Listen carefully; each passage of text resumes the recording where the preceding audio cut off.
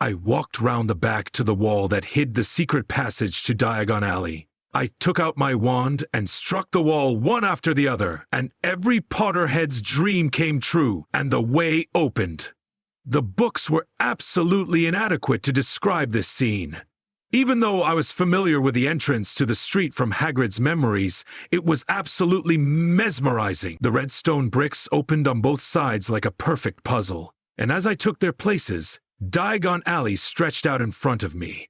The various magical tools and ornaments on display in the shops, along with people in colorful robes wandering between the various shops to shop, made for a fascinating sight. And I have to say that this place is definitely bigger and has more businesses than described in the books. On both sides of me, cafes and various shops stretched as far as the eye could see. On the opposite side of the street, a white marble building had taken root. As if to show its superiority over the other buildings, it stood at least 2 stories above the other buildings and looked at least 3 times more imposing.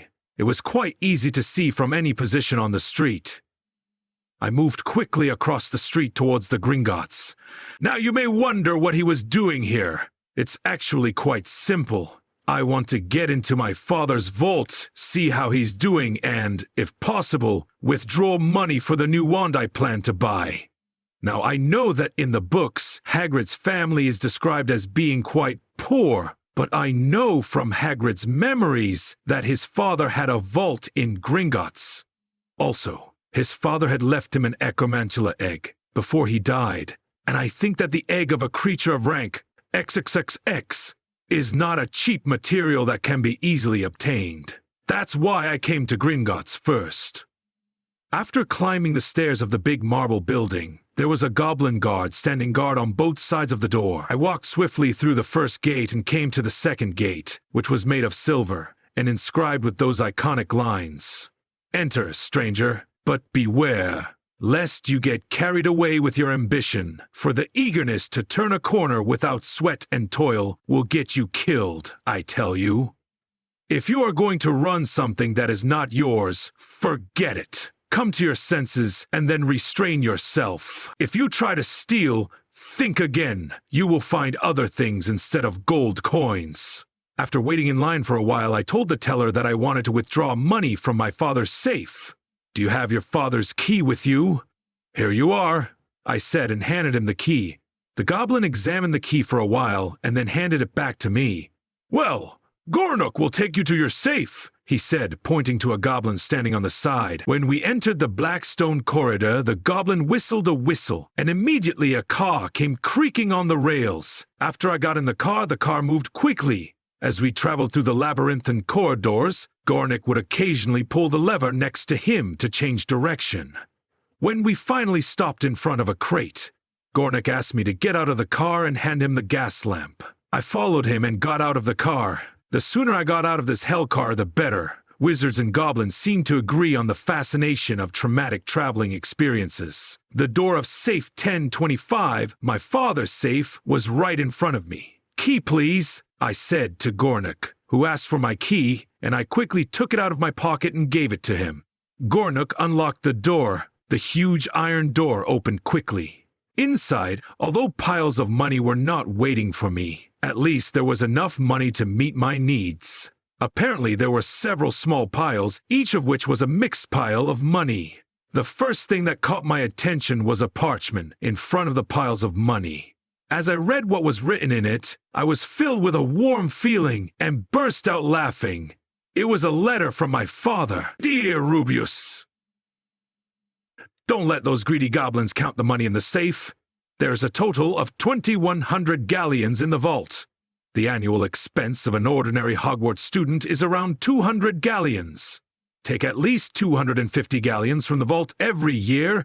This will be enough. Keep the rest of the money until you graduate from Hogwarts, and it will help you. Don't worry about the rental fee for the safe. 6 years' rent, paid in advance. Your loving father." To tell you the truth, I didn't expect my father to be so considerate.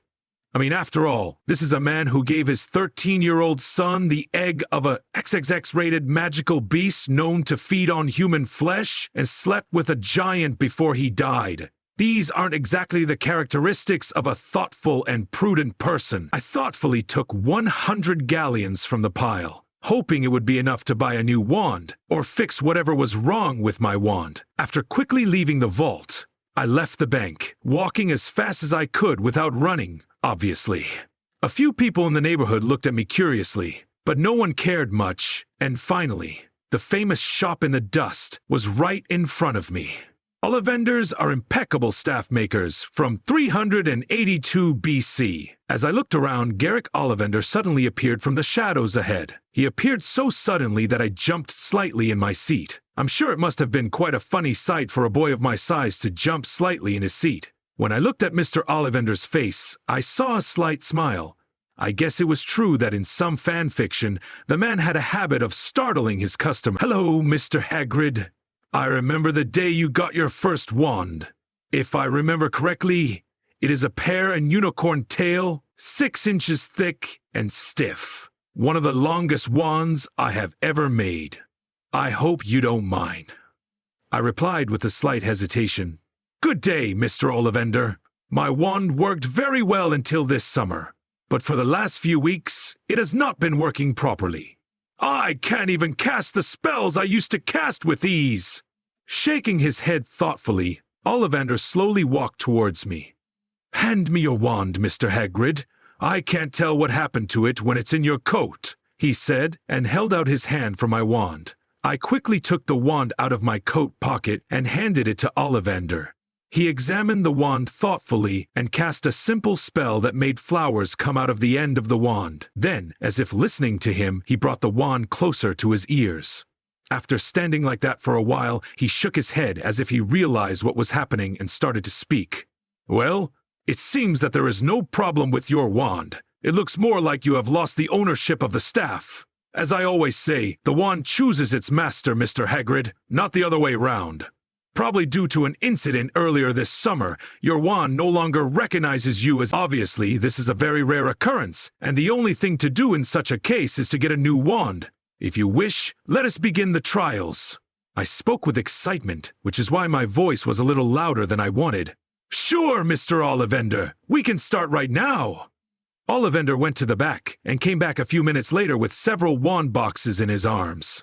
After opening one of the wand boxes, he handed me the wand he took from it. "Ebony, wood, and dragonheart wire, 40 cm.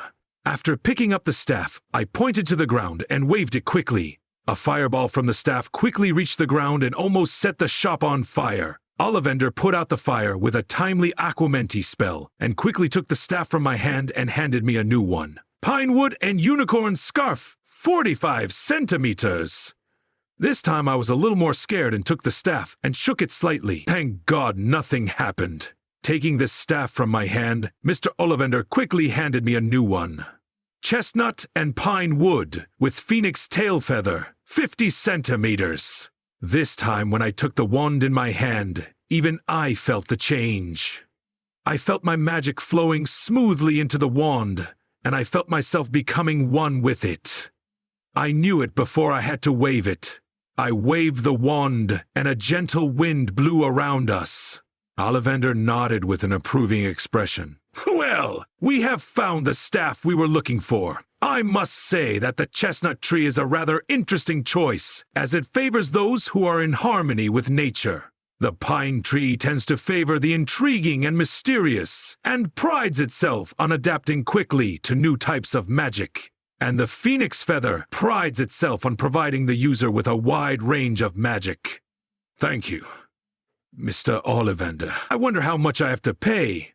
60 galleons, Mr. Hagrid," I asked Ollivander while taking the money out of my pocket. "I remember my first wand was only 7 galleons. Why is this wand so expensive?"